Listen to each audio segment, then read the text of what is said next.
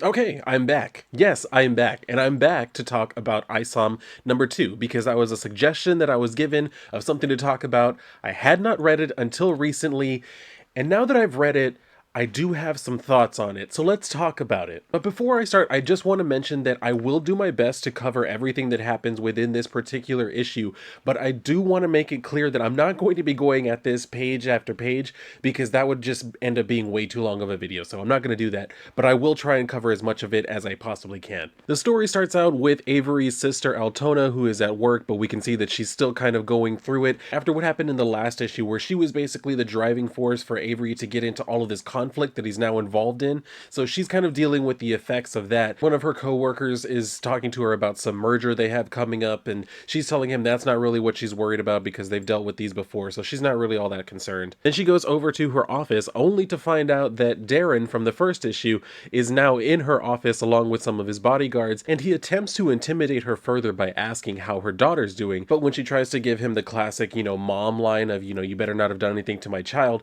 he decides to actually mollywop her instead. But we find out the reason he's here isn't just to threaten her, he's also here to find out answers about how Avery was able to do what he did because of the last time when he was fighting against... Don't remember the dude's name, the big motherfucker he fought in the first one.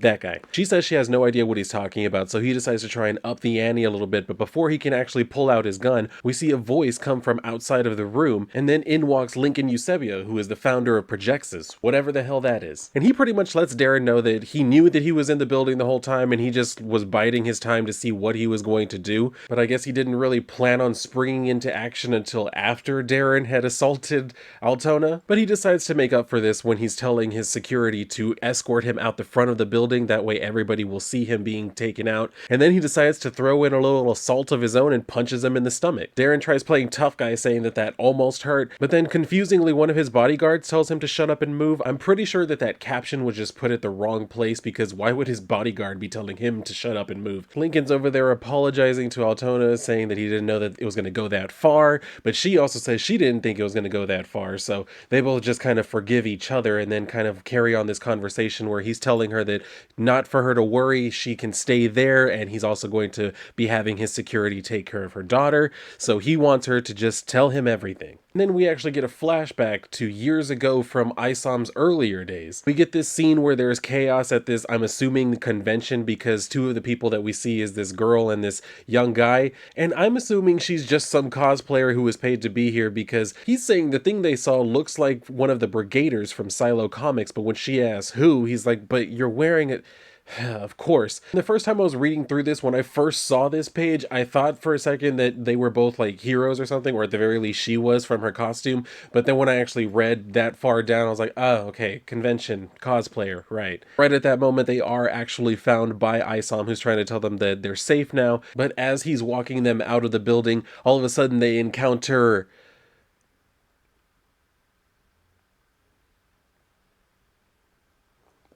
Yeah, so the two of them watch them run away for a couple seconds, and then Isom punches him. Seeing that the punch had no effect, the monster decides to steal one more look at the kids, who don't appear to be that much further away, but are somehow in a completely different background. He looks at Isom, says this, and then takes off running after the kids. He catches the girl by the hair, but Isom catches up with him, punches him in the back, causing him to fall over on her and break her fucking leg. I know I shouldn't be laughing about it, but come on now. That is some Looney Tunes type of shit. Like, that was just funny. I'm sorry. Stuff like that makes me laugh. If it was meant to be serious, like, to me, I read it, I was like, that's hilarious. Isom starts to help her up but gets knocked away by the monster, who then lifts her up, points at Isom for some reason, and then is getting ready to punch her as Isom is ice skating towards him. He jumps and punches him in the back of the head, which actually doesn't do anything but hurt his hand.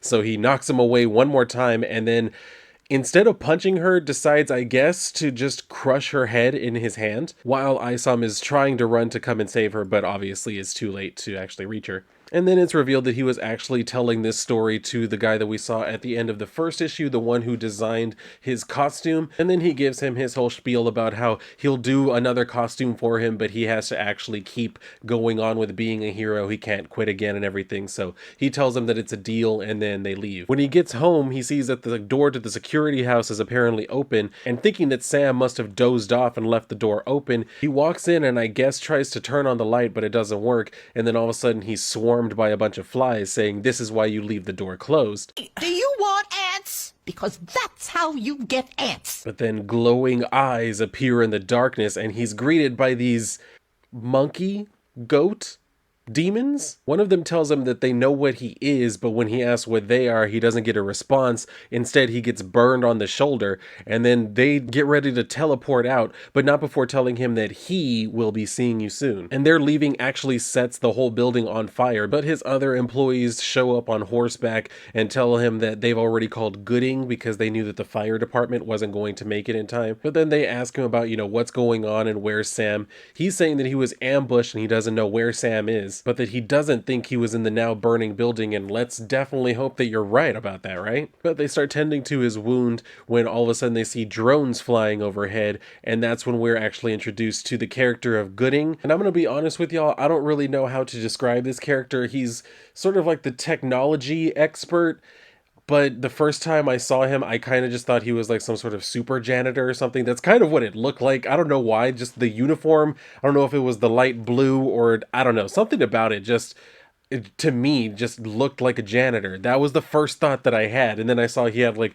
little robots and shit. I was like, oh, okay, so he's an inventor. From there, the story actually goes over to Alpha Core, who we also saw in the first issue. And they're basically standing around going over what happened in the last issue when they kind of got their asses handed to them a little bit. And then the conversation turns to this guy's first encounter with Yaira, where he's basically saying that he was originally sent in to kind of deal with her, but she actually gave him a challenge. And so because he was actually, I guess, somewhat impressed by that, he decided to go ahead and give her an opportunity to get out of there, which she ended up taking. But he's pretty sure that she's in the middle of doing something. So he's telling them that their next move is actually to wait to see what it is that she's going to do next, and that'll determine what their next move will be. Now, going back over to Avery, Gooding has managed to put out the fire, and he also notices the wound that's on Avery's shoulder, so he gives him like some special Vaseline or something that is supposed to help with the pain and with the healing process. And he says he's still looking for a cause for the fire, but he's putting together that the beasts must have had something to do with it, so that kind of leads them down the rabbit hole a little bit of discussing what these things were and him kind of hypothesizing about what he thinks they may have been, so he wants to investigate it further. And then we get this full page ad for Gooding Services. I saw a lot of discussion about this particular page when the book first came out because there is a spelling error,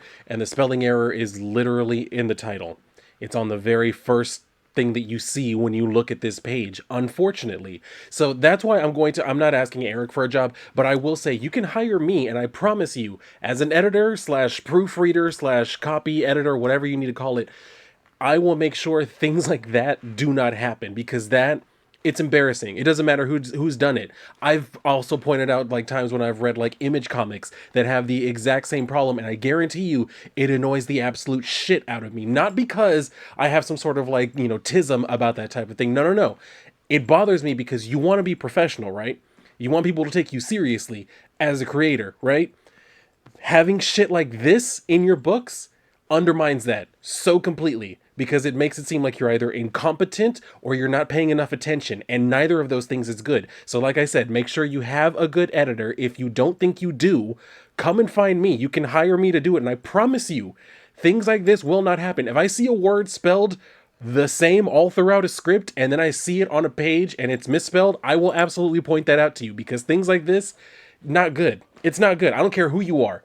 You could be part of the big companies. You could be an independent creator. It is not good to have these kind of errors on there. And as somebody who does a little bit of editing work and has done a lot of editing work for, academic circles, this type of shit bothers me so much. So very much, because it just proves that the proofreading step of the process was not fully completed, and that bothers the shit out of me. But anyway, Rant over. Let's get back to the book. So then Avery goes home, and even though there's a whole bunch of like mysterious shit going on, he has no idea where Sam is. He decides, I'm just gonna go ahead and take a nap because I really need a break. And I could give him shit for that, for not completely throwing himself into the investigation and this mystery and trying to keep going until he finds answers. But quite honestly, at this point in the story, Avery is not a hero.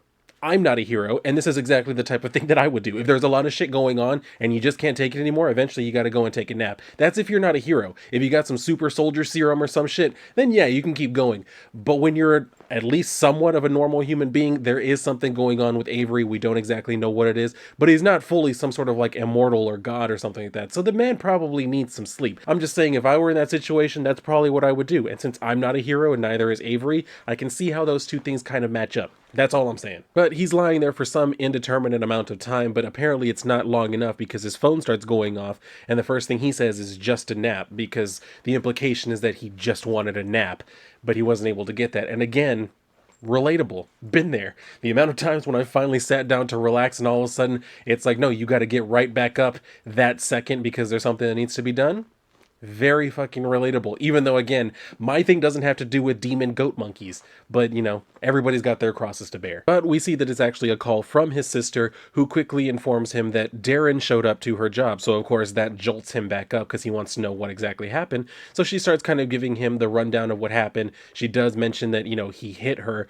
And then that's when she hands the phone over to Lincoln. He informs Avery that everything's fine. He made sure to take care of Darren, and he's going to make sure that Altona and her daughter are kept safe. And rather than even saying thank you or expressing gratitude in any type of way, Avery just says, I get it. He's supposed to be some sort of tough guy or whatever. And like I said a few minutes ago, he's not exactly a hero at this point, but you don't really have to be a hero to show at least a modicum of fucking gratitude to somebody who helped your sister and your niece.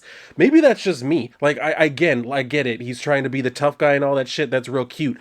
But you can say thank you to somebody who helped your family. You know what I mean? And then to make it even better, when Lincoln tries to start strategizing with him, Avery just goes ahead and hangs up and then sits there looking forlorn for a second before screaming to himself that he's going to kill Darren. Going back to Darren at his club, he's still strategizing on how exactly he's going to go about furthering his plans, and admits that even though his whole thing at Projexus didn't exactly go the way that he wanted, it's still going to be for the best because he'll figure out how he's going to deal with that whole problem later on. And then, you know what, who cares? The big dude from the first issue comes in. Darren starts trying to question him as well about what exactly Avery is, but he tells him, dude, you're not paying me for information, so I'm not telling you shit. So, of course, Darren gets upset about that and tells him, you know what, get out, you're fired, your contract is done, like, I'm not going to be working with you anymore. Then we get the one and only reference to the Jasmine from the first issue who kind of kicked off this whole bigger conflict because we have not seen her since then. And he tells his lackeys to make sure she gets back to his office ASAP, which obviously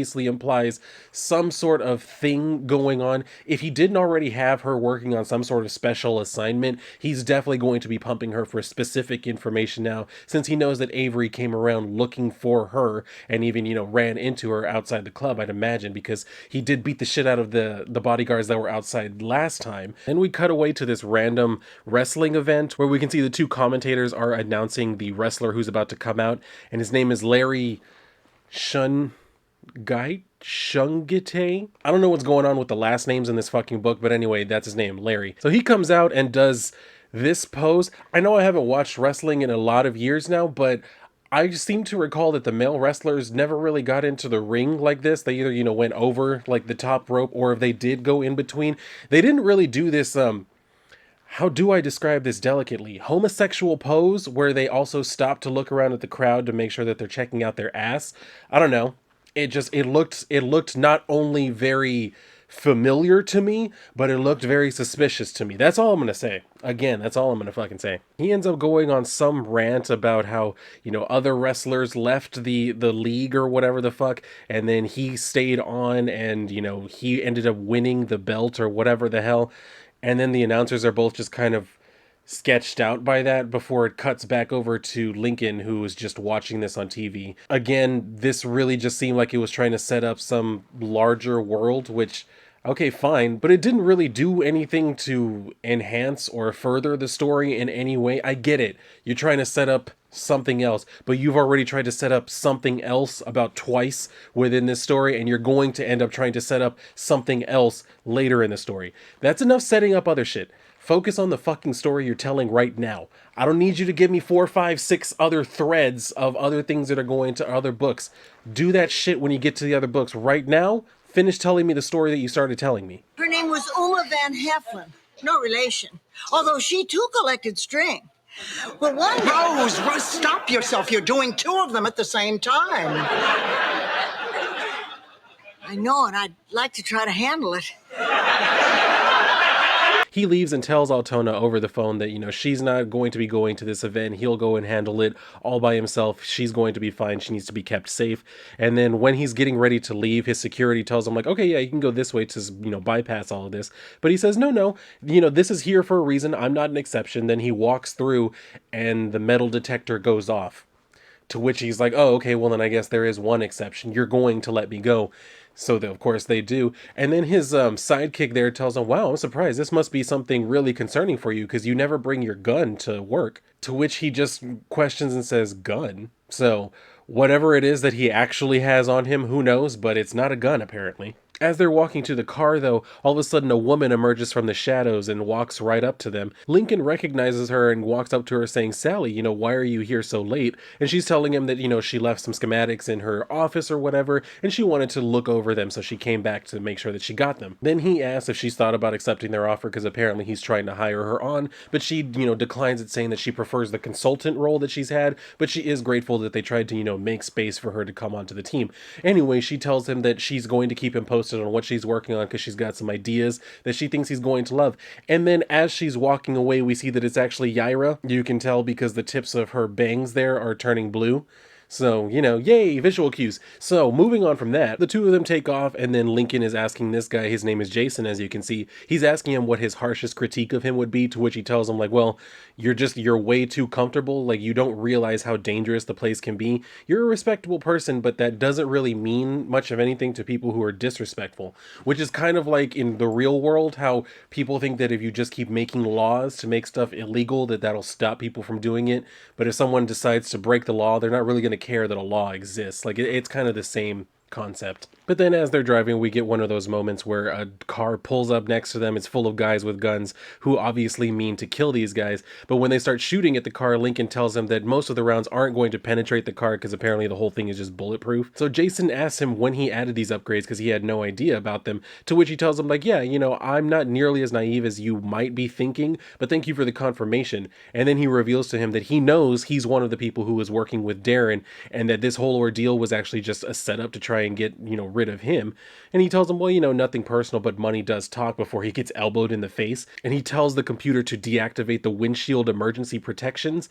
So when the guys tell him, like, well, you're going to kill both of us, he's like, no, I have no plans of dying tonight. As a matter of fact, I'm going to go ahead and give you the ride. Then he takes off his seatbelt, and when they crash into these, like, barriers, he goes flying out the windshield. And I hope that didn't give you too much anxiety, because that is the last time we're going to see Lincoln for the rest of the issue. So I'm sure there will be follow-up on it further along. And again, it's just one of those things where we get a whole lot of build-up just for it to end up coming to nothing, at least in this particular issue. So it kind of feels like the story is edging me a little bit involuntarily, and I'm not having a good time. But we see where Avery goes down to go and grab a gun from his safe. Then he puts on some sunglasses, even though as soon as he walks outside, we see where it looks like as though it's actually sunset, so it's about to be nighttime, so I don't really know what the sunglasses were needed for. But he actually runs into Sam's wife, who tells him that, she hasn't seen him, he didn't come home all night, he hasn't been answering his phone, so she wanted to see if he knew anything about him. But he tells her, well, I actually saw him when he left for the city yesterday, so something must be going on. So he tells her, you know what, let's go and figure out what's going on with all of this, and takes off with her over to Gooding's place. They're greeted by one of his robot servants who actually flies them right over to him, and after exchanging pleasantries,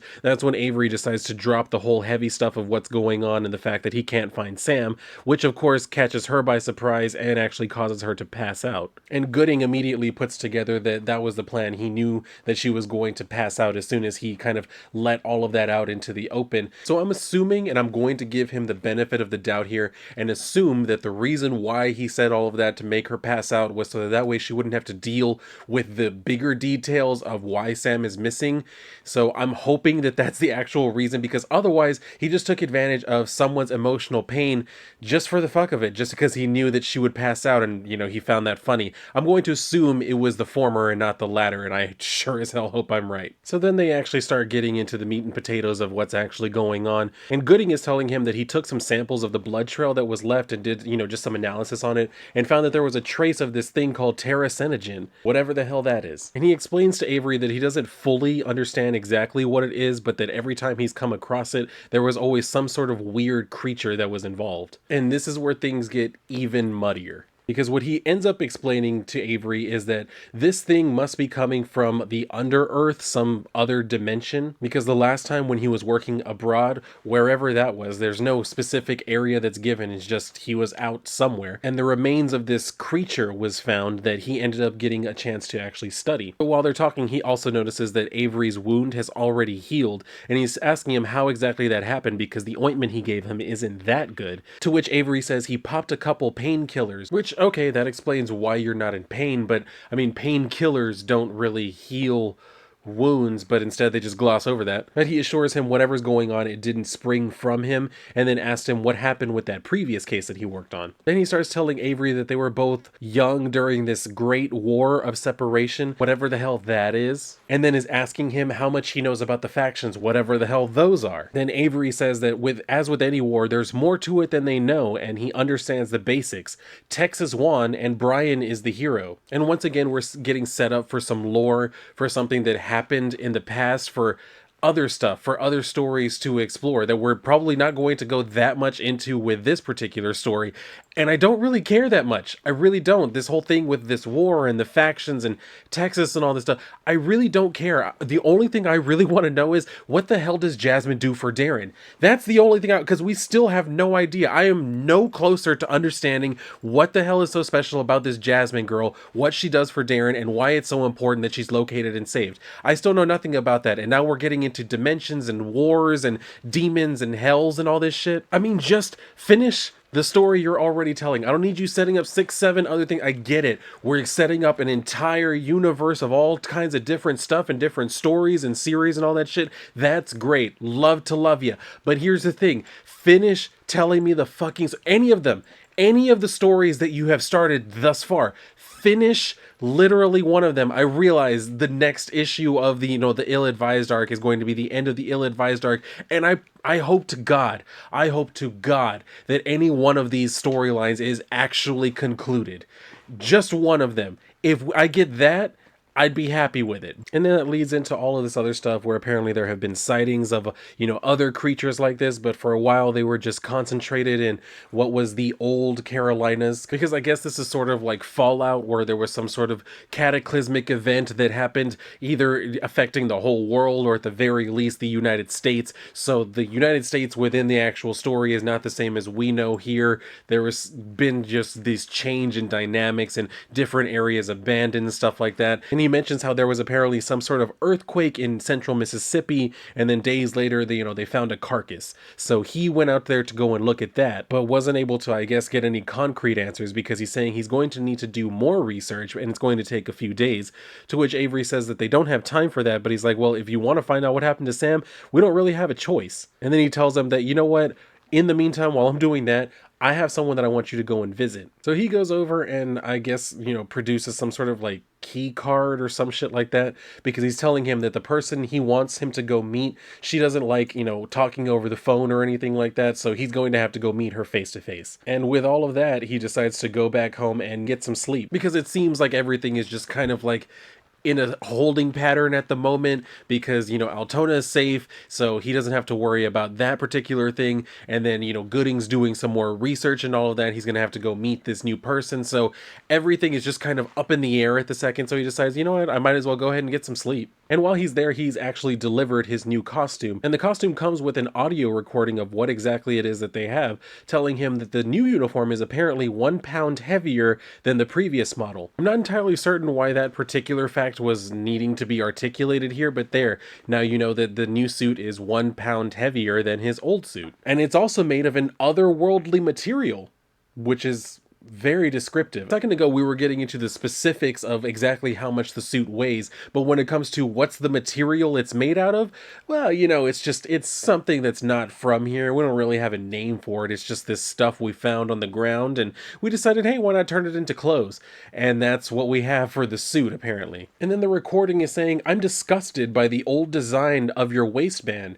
It was rather pointless, which is odd because, like, didn't you create the first suit? Now you're calling your old design, like at least part of it, completely pointless. I mean, I know people change, like creatives kind of, you know, continue to hone their craft and things like that, but to really kind of use those terms for your stuff, oh yeah, that design I had was stupid. I absolutely hate it. It's disgusting. This makes absolutely no sense. This addition on here was completely useless. That seems a little bit harsh on yourself, you know what I mean? But he tells them that this new belt is apparently going to have actual utility, and then he has some idea for attachments later down the line. But of course, we have no idea what these attachments are going to be just yet. And then Avery takes off to go meet this mystery informant that Gooding wants him to go and see. And he's talking about how, you know, other heroes have their fancy powers and cool vehicles. He just has his truck.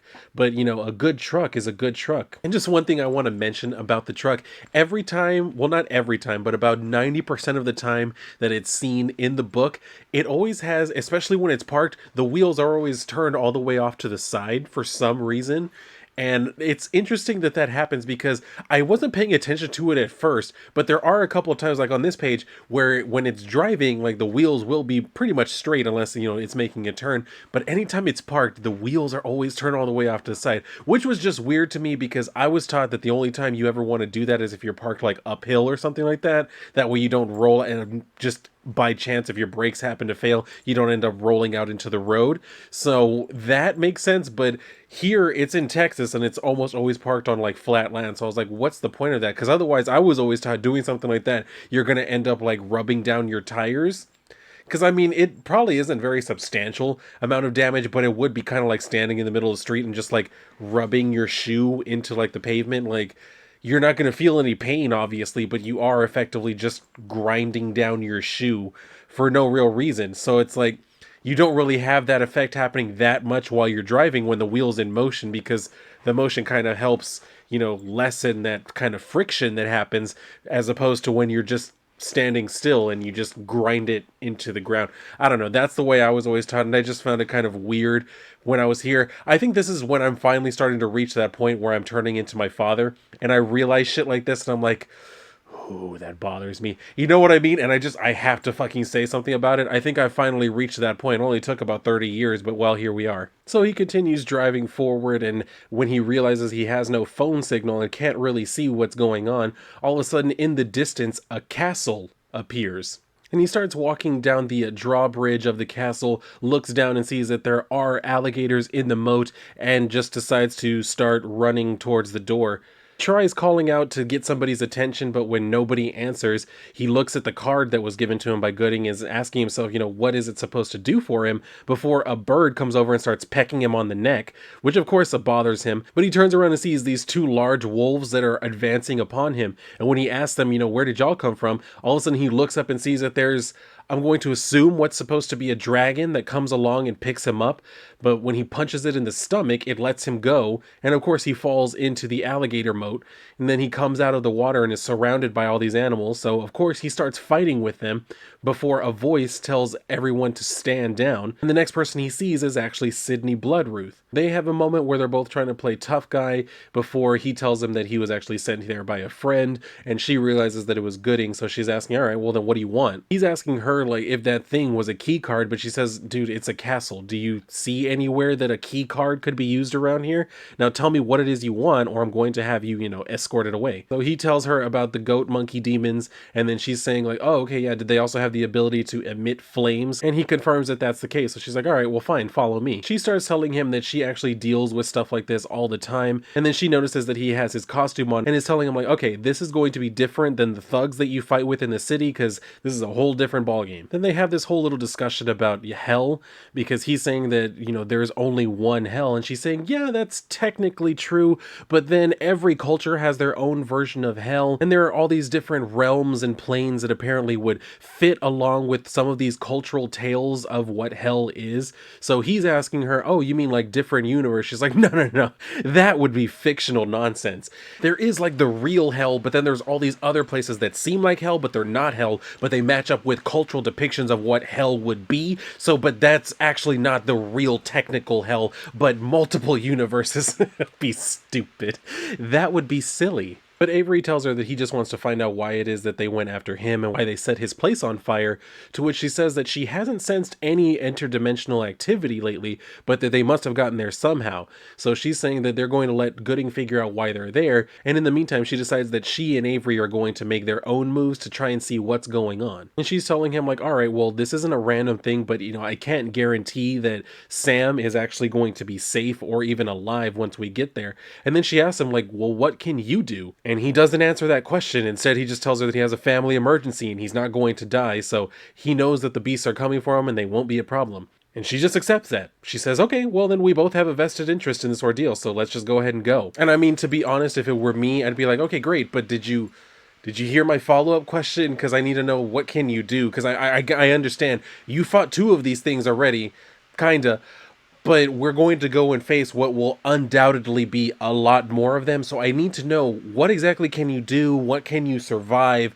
Because all you told me was that you have some sort of family thing going on, which is great, but it's not exactly helpful in regards to answering my question. So if you could just tell me what that is, that might help me to be more prepared for the situation we're about to walk into. So they take off and she jumps on the back of her dragon. He runs and manages to catch it by the leg and holds onto it as it flies them over to this lair where all of the demon goat monkeys are. Then she runs into the cave, but before he runs into the cave after her, he and the dragon have this little stare down for some reason. Then going inside, we see where not only is her name Blood Ruth, but that apparently it ties into her powers, because she seems to have these powers connected to blood, and we see where some of it's coming out of her hand, and then she's able to ignite it into this like light source. And of course, they're immediately set upon by all of these different demons, which Avery jumps right in and starts fighting with them. She also does a little bit of fighting. We can see where she uses the blood to kind of like throw them around or whatever. And this immediately reminded me, I don't know how many of you have watched the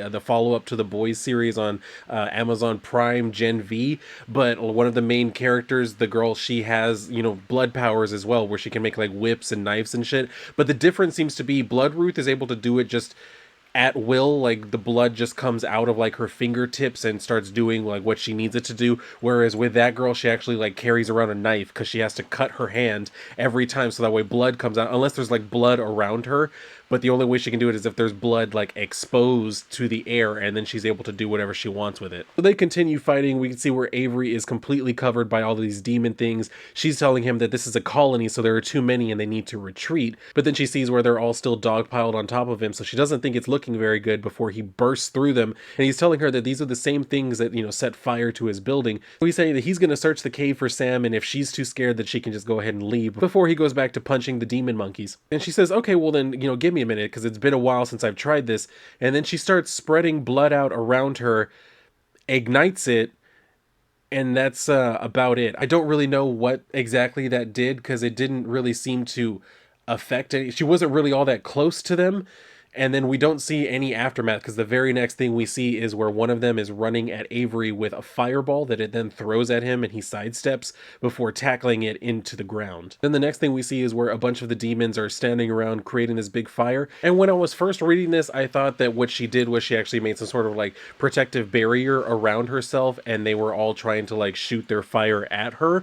But instead, what it appears was going on was that they were creating this giant conflagration so that they could throw it as a big fireball at Avery. But then what we see is as it's coming at him, something all of a sudden jumps into the way and then absorbs the impact of the fireball. So he turns around and is asking her, you know, what are you? And then she says, what are you? But then he decides, you know what, maybe this isn't the time for the conversation, and jumps back into the fight, as does she. Then the fight goes on, but I gotta be honest, it's not entirely all that entertaining, mostly just because we see the fight from a bunch of different angles, but regardless of the angle from which we're looking at it, the background always looks the same. So I don't really know what else there is to, because it doesn't even really give me much of an idea of the space that they're fighting in, when it's just I see them doing things in this nebulous area where, I get it, they're in like this big cave, so there's not a whole lot you can do, but you could at least draw like some rocks or just like the cave background. Instead it feels like the only thing we're ever looking at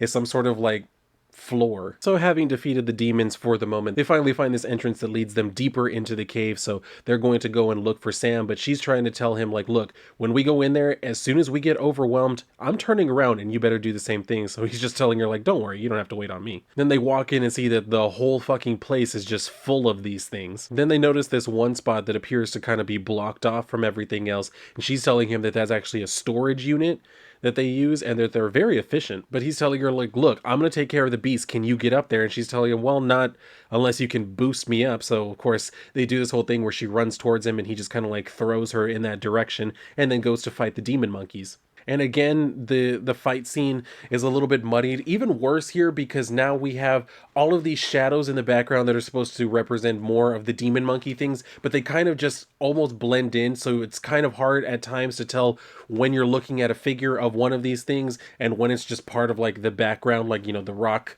formation, I guess. But as he's fighting them, we cut over to Blood Ruth, who has reached this door and is deciding like, all right, I'm going to try something and let's hope that it works. So she starts spreading the blood out onto the door and then activates her powers, which apparently causes her a lot of pain, because I guess she used it as some sort of like explosive. But it does work. She is able to gain entrance. She's just too weak after having done that to really like get in there right at first. So she stumbles for a second, finally manages to get inside, and sees that there are a whole bunch of people who are actually dead. And then there's a voice coming from right behind her telling her that, you know, they're all dead. And we see that it's actually Sam who's looking worse for wear. But he's saying that all of these people were already dead when he got there. So recognizing him, she says, okay, well, you must be Sam. He's like, yeah, and I'm guessing that Avery is the one out there causing all that noise. She says that he said his name was Isom, but that, you know, they'll actually introduce themselves later on. Then she goes over and I guess starts absorbing the blood from the dead people, to which he's asking if she's going to blast them out of there. But she says, well, actually, I don't know what I can do with this, but hopefully I'm able to identify who these people are. And then they go running out, but not before we see that Sam has these like carvings on his back now, and that they actually start to illuminate as they're running out. So again, there's a setup where he's possessed or he's some sort of villain or something's going on with him. We don't exactly know what, but there is that setup for that future storyline or offshoot or whatever it's going to be. So seeing that Avery is almost overrun, they decide that they need to get down there so they can at least try and help. But when Sam asks her like, okay, well, how did you get up here? She says, not by myself. And she doesn't really have much more energy to keep using her powers. So she says, look, here's what I'm going to do. I'm going to make platforms that'll take us down. You're not going to be able to stand on them, but they will hold us up momentarily. And is asking him, can you run? So he's saying, well, I haven't had anything to eat for days, but yeah, I think I can do that. She's telling him like, all right, if this is going to work, then we need to keep going at the same pace. And as soon as we get down, you do not stop running. You keep going towards that tunnel. But he's saying, well, I'm not just going to leave Avery. But she reminds him he's the only one that can actually fight these things because the both of us are too weak to actually be of any help. So we didn't come this far just for all of us to end up getting killed because we want to go and help him. We have to run. So that's exactly what they do. They start running as she's using her powers, and they do manage to make it a little bit of a rough landing, but they do make it to the bottom. They see Avery, who tells them to keep running, and of course that's exactly what they keep doing. But when they get to the area where Avery and Blood Ruth were before, they see that the demon things that they knocked out the first time are now starting to regain consciousness, so they're about to become another problem all over again. But before they can actually do anything, one of Blood Ruth's wolves actually shows up and starts fighting with the demons. And with that, Sam is thinking like, okay, great, now that you have help, we can go back and help Avery. But she says, no, I only have 2 of those, and I'm just glad that he was smart enough to bring them here. But he's like, well, wait, who do you mean he? And that's when we see it's actually the dragon apparently flew back, got the wolves and brought them over here. She climbs on the dragon and tells Sam like, all right, let's go ahead and go. But he says, well, what about, the two dogs? She says, don't worry, they can hold their own and they're going to follow us regardless. That brings us over to Avery, who is finally starting to run out of steam when one of the demons catches him, gets him in this big bear hug and starts, activating its fire powers on him. But then he squats down and ends up doing this like super jump, which allows him to break away from the demon monkey thing before it actually explodes. And then he takes off running. And then that's technically the end of this issue, although there is a very quick preview of what's going to be coming in the next issue. And we see where there's this large, ominous creature that's talking about how this human is more powerful than he had imagined, so their presence is no longer going to be necessary because he must be eliminated. We see where it's one of these advanced forms of the demon monkey things, and it kind of reminds me a little bit of like Digimon, when you would have like your initial Digimon that would start as just like a basic, like creature looking thing, and by the time you got them up to more advanced levels, all of a sudden they started like growing wings and horns and guns and all this type of shit. That's kind of what it reminded me of looking at this, with like the chain and the wings and everything. And that's it. There we have it. That is the end of Isom number 2. So I mean, overall, what did I think? I'm going to be very honest with y'all. It was not impressive to me. I was cool with the story that we got in the first one because it seemed a lot more street level. Like, I understood what we were going for. There was definitely the potential for it to go on to more, I guess, supernatural things, definitely things with more powers, because we had already been introduced to like Alpha Core and Yaira, so we saw that people already have powers, and that was something that could definitely continue to be expanded upon. But it feels like we immediately veered into left field, into like supernatural and mystic stuff, even if they're trying to put like a scientific spin on it with like gooding and stuff like that. But it's still very much like you started with a very street level story, and then you started spinning out into this other thing. At the meantime, you're also trying to spin off and weave threads to about 15 different storylines. I know I keep upping the number every time I say it, but it really is just kind of annoying seeing this many like subplots put out there. Control your story. Seriously, control your story. There is no reason to be setting up all this. Like I said, I understand that the point is we're trying to establish the Rippaverse. We're trying to set up the entire universe and like show people all these different like possibilities for all these kinds of stories that, can be contained within the Rippaverse without needing, multiple universes of different, iterations of these characters. But at the same time, you don't need to do all of that within your first 2 issues. You really don't. Keep it very simple. Because here's the thing. You're going to get the chance to continue to expand when there's already enough notoriety around your particular like publication. You're going to get that chance. People are going to continue, even if it's just out of curiosity, people are going to continue checking out what you're doing. There's no need to try and weave so many sub threads into this in the hopes that people will be at least interested, or if they're not interested in the main story, that they'll find something else. If they're going to find something else, let that happen organically. You don't need to put it into this story hoping that maybe they'll kind of catch on to that thread and follow it to whatever that other series is going to be. There's a whole lot of that going on in this book, and it's a bit too much. This felt a little bit more like it was trying to pitch to me the idea of the Rippaverse, which I was already down with on the first issue. I was already like, all right, you know what? I'll check it out. Building its own world. It's got its own thing going. I was already into it with, the conflict between, Avery and Darren. All of it kind of seemed already interesting. Like I said, it was a lot more street level, but you could have still expanded into much more, mystic or supernatural type of territory later on. It's just you need to finish that particular arc with the villain you've already established, because now it feels like, what relation does this demon character have to Darren Fontano? Is there any at all? Are they completely separate things? We have no way of knowing, but I'm going to say that there probably isn't too much of a connection, considering that Darren is so absolutely flabbergasted about the abilities that, Avery has.